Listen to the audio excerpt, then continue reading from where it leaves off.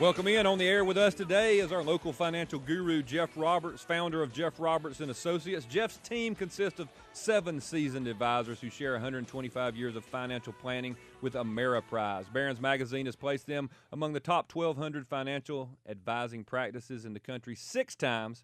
He's a local guy who is doing big things. This team specializes in working with affluent clients to preserve and grow their wealth. They are the go-to team in town for customized recommendations concerning estate planning, retirement planning, or asset management. Jeff, how are you today, brother? I am very well, Mr. Scott. Happy to see some rain here in the Magic City. Absolutely, man. I've missed some of our conversations over the last couple of weeks. My family and I were some of the last people to see Gatlinburg before it has been tragically transformed over the last few days. So we blew out of there on Sunday, and then all that started on Monday. So it's interesting to watch the news and see pictures of places that, look totally different than they did just a few days ago. It's heartbreaking. I'm from Knoxville. My family's in Knoxville, so we know that area extremely well. It's dear to our hearts, and it's just a terrible thing that the Smokies are just going to be changed for decades after this type of fire devastation. Yeah, that's what it looks like, absolutely. And you and I, we come on this program almost every week, and we get to talk about planning for the future, and I'm hoping that a lot of those folks made the plans, not necessarily with somebody like you, but maybe made the plans for their future so that they have the ability to rebuild, because they never could have seen this coming, and that's the kind of things you and I talk about every week. What do you have on your mind this week to talk about?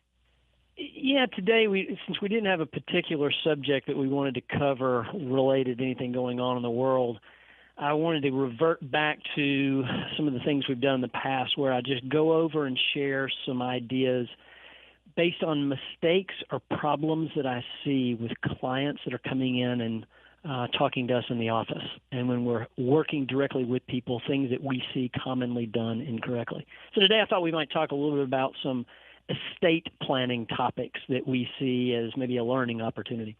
Yeah, no, absolutely. That's one of the things that it seems like a lot of people just aren't really sure about. And I've learned from just having these conversations with you over the last couple of months that there are a number of things that are out there that people can do. And I'm learning that there are as many opportunities that I could learn from you and your staff as there are things that I have done wrong in the past. And you're saying, what are some of the common mistakes people are making? Well, the biggest thing that we want to start with when we think about estate planning is just making sure that people have put some thought, and we do this with clients, to make sure they've put thought to their heirs, and are they actually ready and equipped to receive any type of inheritance. And you really got to think through that and be critical when you're thinking about people that you're leaving money to, because it's the concept of leaving and passing money or assets equally to their children is what most people do. And if you think about it, if you have 2 kids, most people think, well, when we're gone, husband and wife, we want to leave everything split between our 2 kids. Right. And there's nothing wrong with that. I want to make sure everyone hears me saying it. There's no issue. But what we want to make sure is, are those kids ready and equipped to receive it? Because let's go to extreme examples for just a minute. Let's say you had a child, and I've seen this, where it was literally addicted to drugs, had addiction issues.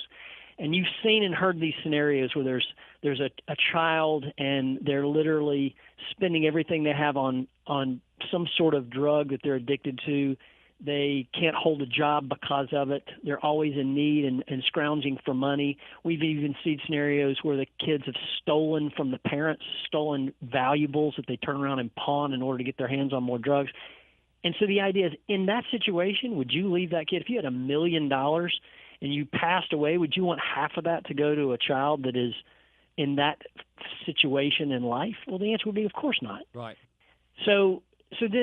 But we want to challenge people by saying, all right, well, that's an extreme. Well, what about a child? And we see this all the time. People in their 20s, 30s, could be 40s, that do nothing but spend everything they have. They're not planning properly for the future. They get new money and they just accumulate more things. Stuff is more important to them than anything else. In fact, they have debt. they have more debt than they have assets. And we see that commonly with people that come into the office or kids of people that we work with. So what's the difference between giving a $500,000 inheritance to a kid that's a drug addict versus somebody that just blows and spends money? In the end, I don't know that there's much of a difference. I have a lot of clients who are Christian, and they think differently about money in that they believe that God owns the dollars, and Right. their purpose is to steward those dollars during their lifetime. And so it's a serious concept of to think leaving this asset that I'm responsible for to somebody that doesn't share a similar type of value. And so that's where we try and spend time helping clients just to ask the question, have I spent the time coaching and equipping my heirs to receive this type of inheritance? And it's a very powerful conversation and family planning opportunity. What kind of things do you do? Say you have someone who comes in and like I was thinking about it for my kids. My first reaction would be, okay, I'm going to split it evenly between all the children, that kind of thing. I never thought about whether or not they were all prepared. Are there certain things that you suggest to people sometimes? I mean, does one of the children is more responsible, or do you put them in trust?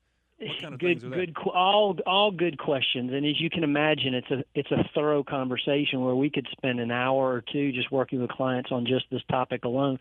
But in your situation where you might have kids young enough, right, is set the standard and the example to the kids early on that says, kids, look, anything I have that's left over down the road goes to you. Down the road. It could be today if I'm in a tragic accident, or down the road when I'm 100 years of age and leave you everything I got. But I want to make sure you understand the decisions that you make in life with the dollars that you earn or I give you, the things that you demonstrate, the decisions that you make, and the way you demonstrate responsibility financially will determine how I decide to leave my assets to you or brothers and sisters.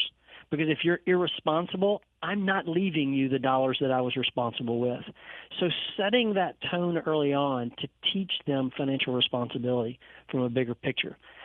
And then you can go about doing that sometimes as simply as just having the right type of will in place and beneficiary designation, which is the second point that I was going to make today that we see with people, is that most people don't even have a will, which we encourage everyone to work with their lawyer and get a will, because a will is instructions for probate in its simplest terms. And then we also encourage people to use beneficiary designations on any assets that they possibly can. All right, now what does that mean? Yes. Well, a beneficiary designation is nothing more than an estate planning arrangement that you can attach to a particular asset. Like, for example, if you have a 401k plan or an IRA or a life insurance policy, you can name a beneficiary on that particular product so that the product goes directly to that beneficiary. Okay. Just like if you've got life insurance and you want the life insurance proceeds to go to your wife, you name a beneficiary. Okay. You can have an IRA or a 401k plan, and when you sign up for that, it'll have a little box you can check, and you can name the beneficiary. But the interesting part of that most people forget is understand the beneficiary arrangement supersedes the will. So let's say that I have a will that leaves everything to my favorite radio host, Scott. Yeah, and I'm sure you probably do that. That's right. That's what my will says. But my beneficiary arrangement on my, say, retirement account names my brother. Okay. Well, if I die, the beneficiary arrangement supersedes the will.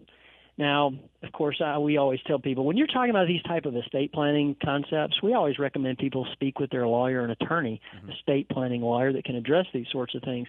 But understanding the beneficiary arrangement, that it supersedes the will, but it passes probate and just goes directly to the person once the basic paperwork and estate planning is done there, it's an easy thing. Now, here's another thought, though. Follow me. You don't when you buy a car, you don't have a little box that you can check that names the beneficiary on your car. Just like you don't have a little box that you can check when you bought your house that leaves the house to a particular person as well. So those types of assets don't have a beneficiary designation inherent to them. So they oftentimes go to the will, which then has to be probated, and the will instructs where those assets go. So an important concept, and sometimes we advise people to have a certain type of trust that you can put a house or a car in so that it basically adds a beneficiary designation to that type of property, and it passes straight as well. So another option that we see from an estate planning standpoint that's important to consider is the ownership of highly appreciated property. Now, follow me. I'm going to make up a stock, for example. Let's say ABC stock. Okay. It's just some random name I'm making up. Let's say you bought ABC stock with $10,000, and over time it had grown to be $100,000. Well, you know, if you sell that stock at $100,000, you've got $90,000 worth of gain inside there, and you're going to have to pay taxes on that. Mm-hmm. Well, anytime in your life, if you sell it, you're going to pay those taxes if you sell that highly appreciated asset. We advise clients, particularly at this time of year, if they're looking at making charitable contributions by the end of the year, which oftentimes people are doing, don't gift cash. Instead, gift highly appreciated property like a stock that you can pass on to a charity. They can sell it. And when they sell that particular asset, they don't have to pay capital gains as a nonprofit. So you can gift away highly appreciated assets, take the cash that you would have used, and use that to buy more of the asset that you just gave away. So you're gifting away tax basis over time, which is very important. So that's the kind of thing, Jeff, that I just don't believe what I call normal folks think about. It's things like that you help people with that. I mean, to me, that is your value, is that you make us aware of things that I would not have thought of or basically, honestly, not even known that I could have done. It's important because these types of planning concepts we see, and the reason I wanted to talk about them today is because we see people doing this wrong all the time. Another example is where somebody has, let's say you have that stock in your name, and you know that you're going to pass away because you have some terminal illness, and you don't want that. You don't have a beneficiary on that stock, and you want it to go straight to your wife. So you gift the shares to your wife and say, honey, I'm going to put this in your name so it just becomes yours, and we don't have to mess with probate and all that kind of stuff if I die. It's just yours. By gifting that stock to her, you just gave her your cost basis. So she sells it, she now has to pay taxes on the $90,000. Where if you just put a beneficiary designation on it, let her receive it directly as a beneficiary, she gets a step up in basis to the value of the stock on the date of your death. So she could sell it immediately the next day and potentially not have any taxes. So again, and that is just a minor thing. That can be huge. Right. Can be huge. I had a situation with my own grandmother and grandfather years and years ago, right before I was getting into the business, where they were working with an advisor that convinced them to take all the money that was in my grandfather's name individually, move it over into my grandmother's name to avoid probate. Well, they were highly appreciated stocks, so she took over the cost basis and ended up having to pay taxes on those, which she could have avoided. So these are, and they're deceased, and that was years and years ago, but it was an interesting learning and planning opportunity.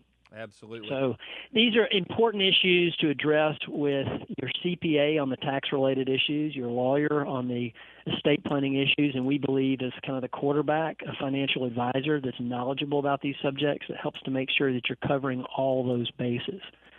And especially the ones at the very beginning where you're understanding, are your children equipped and ready? Because if they're not, you'd be better off gifting the money, to a charity. I mean, you can – my gosh, go give it to St. Jude or some other organization that's going to do really, really good with the dollars to help people versus somebody that's going to spend it all. Absolutely. Jeff, we got to head out. It's time for a break. You got any last words for the folks out there listening?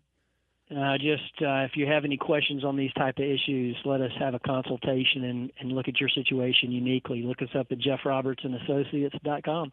Absolutely. Thanks, Jeff. I appreciate it, man. As usual, very, very interesting. I'm getting my dollar's worth. I know that, and I hope people will call you. Take care, brother. Thank you, sir. See you, bye. We got to take a break. Scott Beeson, Yellowhammer Radio. This is Yellowhammer Radio.